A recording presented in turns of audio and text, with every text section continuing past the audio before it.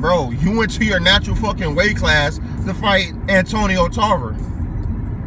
Whoopee. Big fucking deal. You know, the double standards, the hypocrisy when it comes to Triple G is laughable. You know, I just pointed out some facts regarding other fighters that a lot of guys like to praise. Shit, even Floyd Mayweather Jr., is he considered a weight bully? He came back from retirement, ducked the entire welterweight division. Let me add that. Juan Manuel Marquez called him out, so that's the fight he wanted to take.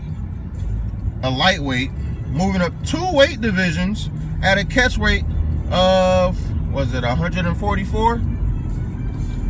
And Mayweather neglected to make said catch weight. It came in 2 pounds over the catch weight limit that they had agreed upon. Is that being professional?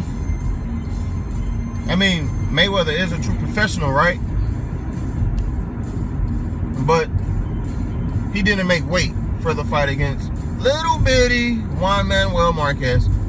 So the excuses for Marquez versus Floyd Mayweather Jr. is Marquez was top 3 pound for pound. Did you even look at the size of the 2 guys in the fight?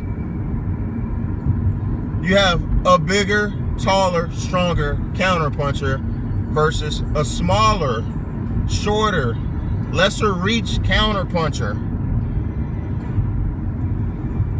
Think about that. The size difference was crazy. Shit, the size difference Mayweather versus Pacquiao was crazy. Is Mayweather a weight bully? No, y'all not gonna say that about him. No, we can't speak that way about Floyd.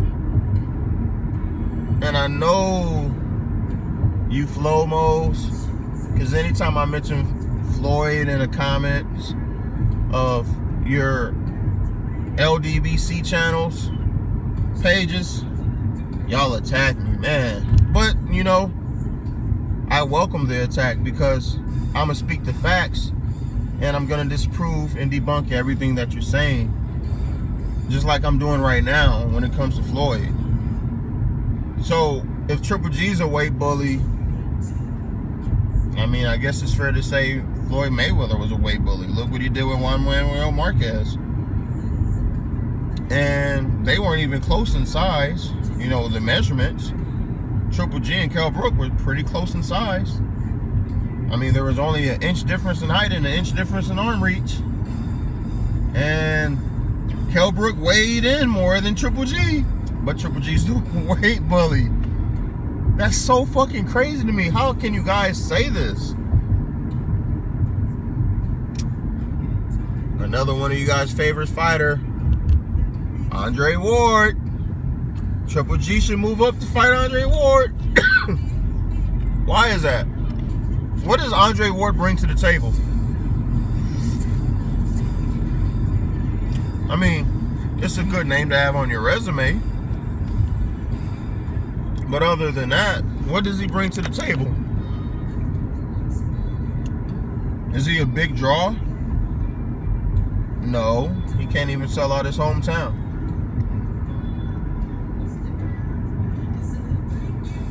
Is he a big fucking guy? Yeah. He fights a light heavyweight.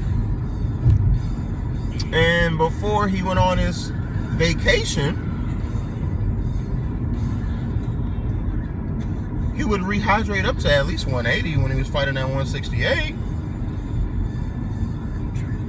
The most Triple G's ever rehydrated up to fight night was 172 pounds. And that was against Rubio.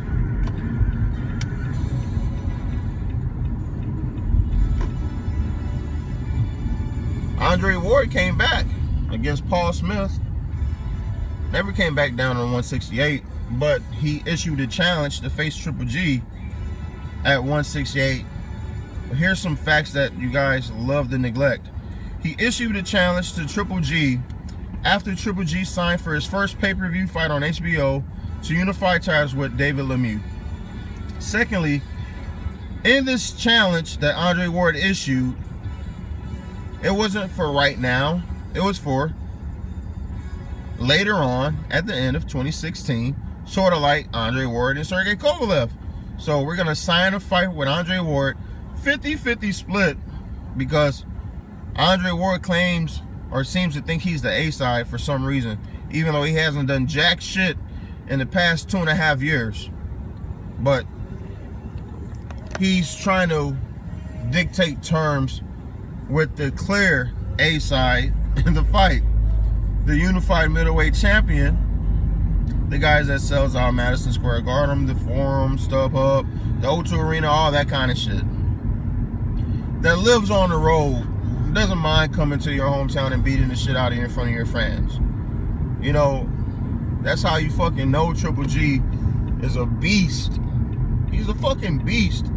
But back to Andre Ward, he issued this challenge pretty much knowing it's the type of challenge that no one is going to accept. It's a bogus bullshit challenge. And, you know, once he did that, Andre Ward's name got back into the public. Right? People started talking about Andre Ward. He became relevant again. Off the back of Triple G. So who's the A-side? Could Andre Ward make 168? Because I remember in a recent video, Andre Ward stated that it's difficult for him to make 175. And he said this recently. It's hard for him to make 175, so it would definitely be way harder for him to make 168.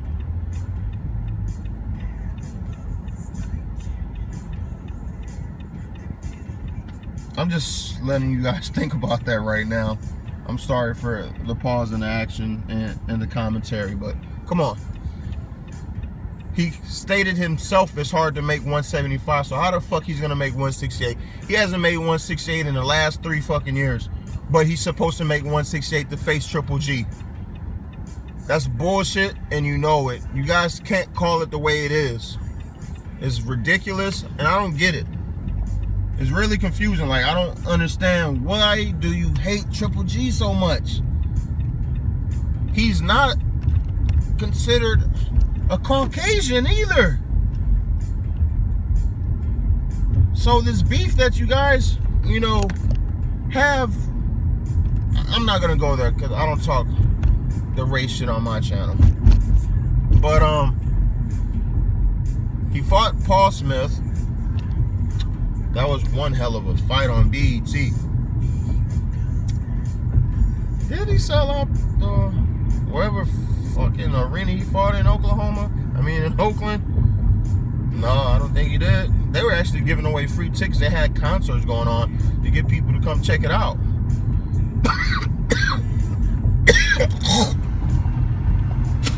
Excuse me. Sorry about that. Then he faced Sullivan Barrera. Triple G sparring partner, and goes 12 rounds with him. And he did a pretty good job in that fight. I give him credit for that. It was a decent fight. You know, it was his first fight at one actual weight limit of 175. So, you know, he did a good job. And then after that, he decides to bring journeyman Alexander Brand out of Colombia. Give him a measly 30K. And Alexander Brand wasn't even top 30 at super middleweight division. But he's fighting Andre Ward at 175. That makes a lot of sense. He brought up Alexander Brand, a no-name at the super middleweight division, to fight Andre Ward at 175, considered a pound-for-pound top 5 fighter, but Triple G's a weight bully. Andre Ward issued a challenge to Floyd Mayweather Jr. He would meet him at 160 pounds when they were beefing with each other back in the day, when Floyd Mayweather said Andre Ward name carries no fucking weight. He can't push tickets, he can't sell shit. And Andre Ward issued a challenge to Floyd Mayweather Jr. that he'll meet him at 160. But Triple G's the fucking weight bully, and I guarantee you, if Floyd Mayweather would have agreed to facing Andre Ward at 160, you don't think Andre would have did everything in his fucking power to get down to fucking 160 to face Floyd Mayweather Jr.? You goddamn right, you fucking know he would have did that shit. He would have accepted that fight in a minute. Not even a minute, a second, a millisecond. And that's just the way it is, guys. So why all this fucking hate for Triple G? The guy that's doing everything fucking right. Unifying the division, knocking people out, selling out arenas, a humble fucking dude. Showcases boxing skills. But you guys love to fucking hate this man. And it's ridiculous. I don't get it. Something's wrong here, man.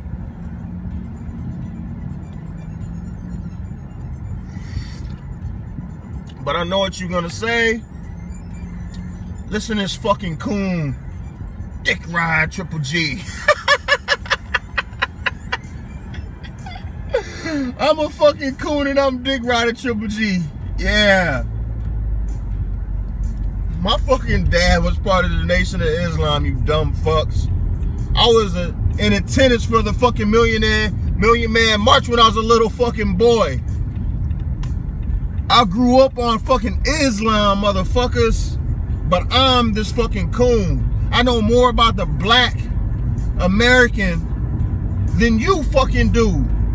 And we can fucking do a debate on that shit. I'm not talking about this fucking Peckerwood shit back in the fucking 1700s and all this shit. I'm talking about 1940 and up. The shit that I know about. The shit that I was raised on. So when you come here talking that coon shit, you can miss me with that. You know, I think I'm done with the video. No, I'm not. I gotta finish the breakdown for Triple G versus Kell Brook. Not the breakdown, but the exposing Kell Brook did with Triple G. So, like I was saying, sorry I had to rant, man. That's just the way it is sometimes, you know. You get in these moods and, you know, you just let it go. You just go with the flow. I'm going with the flow. You know, I'm driving through this fucking big ass city of Houston, trying to get to my destination and shit. It takes fucking forever, man. I swear it takes forever. It's a big fucking city. But I gave the first round, it's Triple G, clearly. I gave the second round to Kell Brook, clearly. There's no bias here. The third round, I figured it was a split round. It could have went to either guy, but I'm giving it to Triple G just based off the fact that the shots he landed were more meaningful. He was cutting off the ring. He was the ring general. He dictated the pace of the fight. Kell Brook landed his shots, yes he did. But who would you rather have been, Triple G or Kell Brook in round 3? And if you're honest with yourself, you're gonna say you'd rather be Triple G in that moment. Round 4, Triple G starts to fight round 4 off, again with a lot of pressure, landing the jab, doing whatever the fuck he wants, making easy work of Kell Brook.